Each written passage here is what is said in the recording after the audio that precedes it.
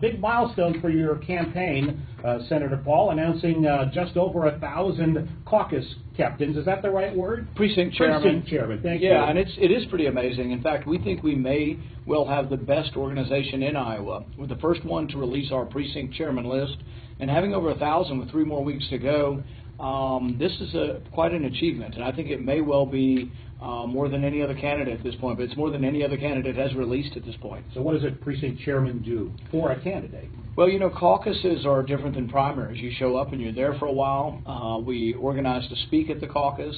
Many of my immediate family and cousins and brothers and sisters will come up here, but also the precinct chairman of people who live in those precincts will speak that night.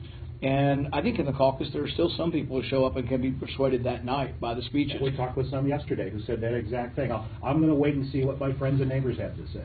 Right, and that's the other thing that's kind of unusual about this season is that we seem to be so led by polling, but over half the people in the polls are still undecided. And we act as if it's set in stone, but some people have gone up 20 points in the last 3 weeks. Some people have gone down 20 points.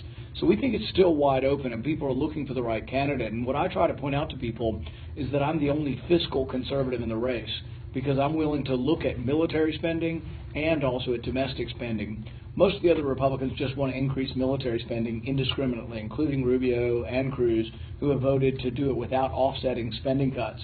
But I've always been putting forward an alternative, that if you want to increase military spending, you've got to offset it with cuts to other domestic spending. I think that's the only fiscally conservative way to go about trying to make our national defense stronger.